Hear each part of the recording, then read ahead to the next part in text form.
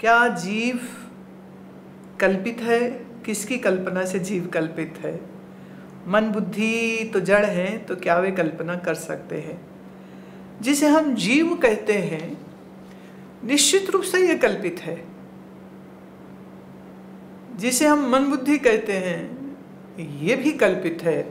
और जिसने प्रश्न ये लिखा है ऋचा, वो भी कल्पित है। ऋचा नाम भी तो कल्पना है ना। तुम्हारे माँ या बाप या किसी घर के बड़े बुजुर्ग ने दिया होगा कि ये जो बच्ची पैदा हुई है आज से इसका नाम ऋचा होगा। वो माधुरी भी हो सकता था, पूनम हो सकता था, पूर्णिमा हो सकता था, उत्तरा हो सकता था, कुछ भी हो सकता था, लेकिन ऋचा, तो ऋचा नाम की कल्पना आपके देह को दी गई और आप इस ऋचा नाम को सत्य मानती हैं कि मैं ऋचा हूं। तो शरीर का नाम एक कल्पना है और शरीर का रूप भी एक कल्पना है। पंचभूतों के इस पिटारे में, इस पंचभूत के संघात का आपस में मिलना, क्या ये एक ताज्जुब की बात नहीं है? क्या ये एक हैरानी की बात नहीं है कि मिट्टी, पानी, हवा, अग्नि के एक जोड़ से एक ओवा तैयार हो जाता है और एक स्पर्म जाकर के उसका रूप बदल देता है। वो एक सेल से दो, दो से चार, चार से मिलियन, ट्रिलियन सेल्स में और एक पूरा शरीर बन जाता है। तो ये पंचभूत में आई हुई कल्पना ही तो है ना।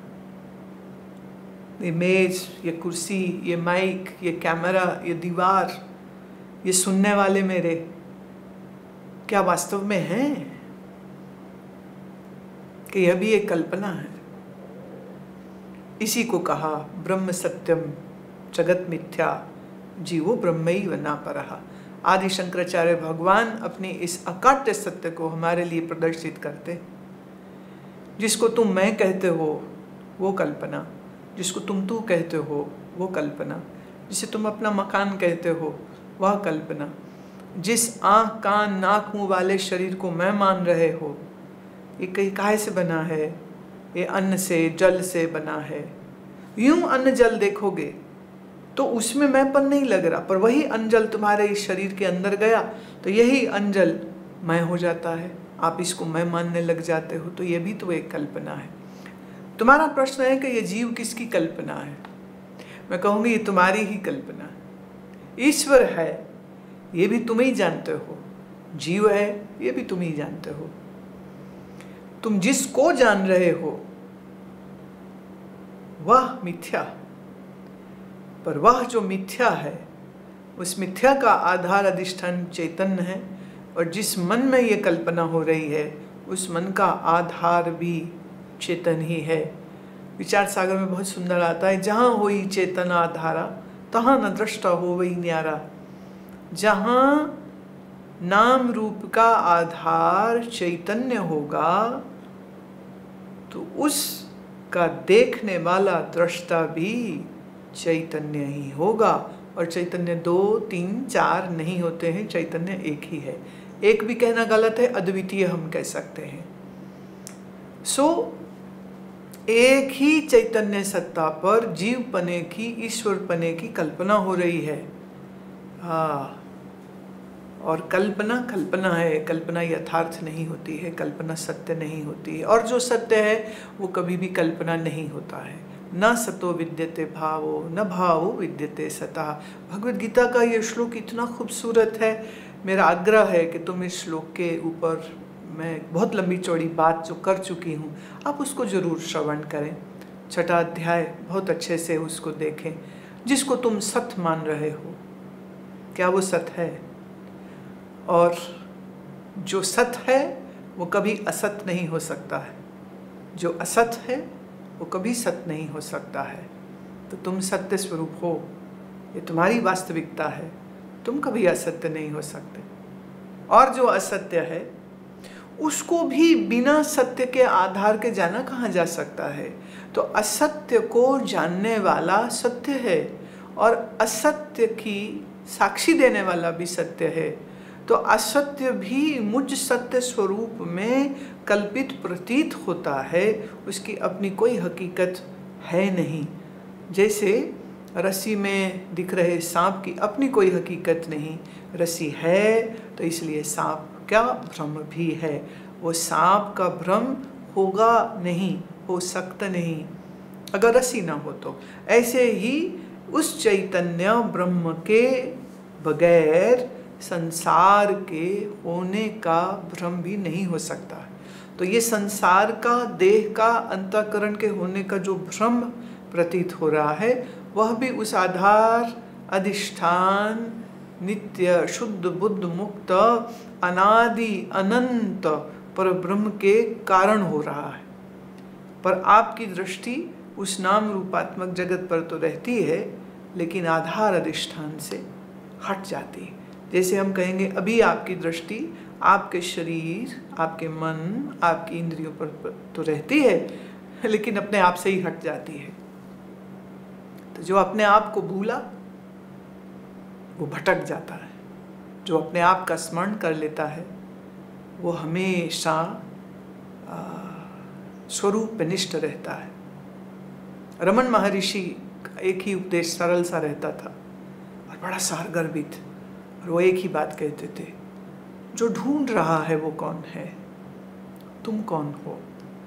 अपनी हकीकत को पहचानो, अपने अस्तित्व को पहचानो, आपका अस्तित्व ये समझ लो। जो पूछ रहा है प्रश्न, ब्रह्म क्या, ईश्वर क्या, जीव क्या, ये पूछने वाले प्रश्न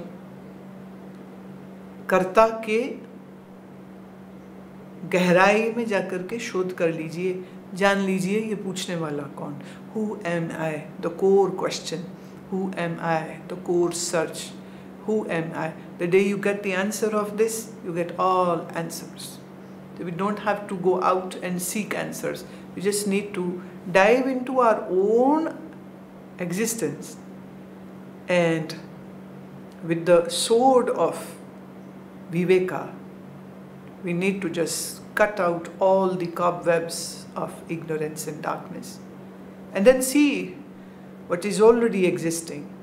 Truth is not to be created, truth is not to be attained, truth is not to be achieved, truth is just to be realized.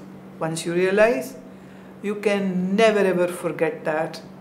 And if you haven't realized, then you can use your all imaginations to know what truth is, and yet you will never know what truth is, because you are the truth. So you cannot objectify your own self. You cannot objectify the truth. You cannot objectify God. And there are thousands of people with their closed eyes, they are waiting for God to appear, and they want to have a glimpse of God. And they pray, and then they sometimes just hallucinate as per their samskaras and their training and their religious affinities, and they have these visions, and they find it so enriching, and they feel, oh, I've seen God. Just remember one thing, that which can be seen with your eyes is not God, but just a name and form, and all name and form are just illusion. So what you saw is illusion. I know it's going to be a very shattering statement what I am making.